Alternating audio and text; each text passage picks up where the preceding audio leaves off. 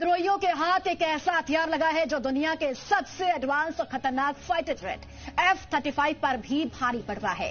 इस हथियार की ताकत इतनी है कि फाइटर जेट F-35 को अपना रास्ता बदलने के लिए मजबूर होना पड़ता है।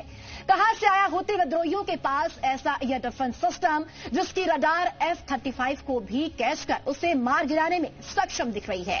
यह सवाल दुनिया भर के डिफेंस एक्सपर्ट के लिए एक पहेली बन गया है।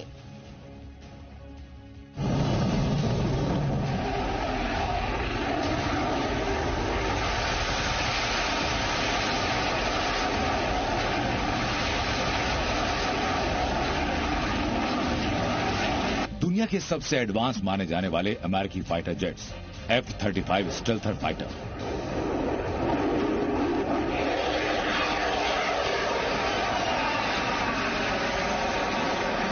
अमेरिका का ही दूसरा जंगी जहाज F-16 फॉल्कन।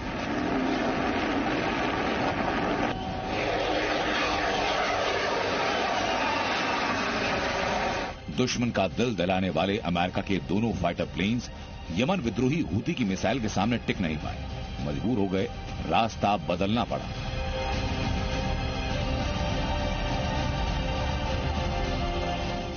दुनिया हैरत में, बड़े बड़े डिफेंस एक्सपर्ट हक्का बक्का हैं। ऐसा क्या हुआ कि अमेरिका के खतरनाक F-35 स्टेल्थ फाइटर प्लेन्स को अपना रास्ता बदलना पड़ा?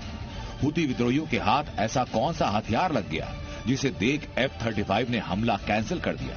यहां तक कि हूती हमले में अमेरिकी एयरक्राफ्ट कैरियर से 2 विमान भी पानी में गिर गए। हूती विद्रोहियों ने अमेरिका को $700 मिलियन का चूना लगा दिया। ये थ्योरी उलझ गई कि क्या F-35 जैसे लड़ाकू विमानों को भी मार गिराने की हूती विद्रोहियों ने क्षमता हासिल कर ली? अगर ऐसा है तो फिर ये अमेरिका के लिए खतरे की घंटी है। हूती विद्रोहियों ने अमेरिका के F-35 फाइटर प्लेन्स और F-16 फॉल्कन, इन दोनों हाईटेक फाइटर जेट्स पर निशाना साधा और दोनों लगभग तबाह हो चुके थे। यह हमला अमेरिका के एक बड़े सैन्य अभियान ऑपरेशन रफ राइडर के दौरान हुआ, जो सेंटकॉम कमांड के नेतृत्व में चलाया जा रहा था। ऑपरेशन रफ राइडर के शुरुआती 30 दिनों में अमेरिका ने यमन में 1000 से ज्यादा हूती ठिकानों पर हमला किया, लेकिन इस दौरान खुद उसे भी करीब $1 अरब का नुकसान उठाना पड़ा। अमेरिका के 7 MQ-9 reaper drone, 2 FA-18 super हार्नेट विमान हूती विद्रोहियों ने मार गिराए। और सबसे चौंकाने वाली बात यह कि हूती अब ऐसे एयर डिफेंस सिस्टम का इस्तेमाल कर रहे हैं जो सिर्फ ड्रोन नहीं, बल्कि अमेरिका के स्टील्थ फाइटर जेट्स को भी निशाना बना सकते हैं। कई एक्सपर्ट्स मान रहे हैं कि जिस ईरान के बलबूते यमन के हूती अमेरिका से लड़ते हैं, अमेरिका फाइटर जेट्स को रोकने वाला सिस्टम उसी ईरान का हो सकता है। कुछ एक्सपर्ट्स हूती विद्रोहियों के पास आई इस ताकत को रूस का बता रहे हैं।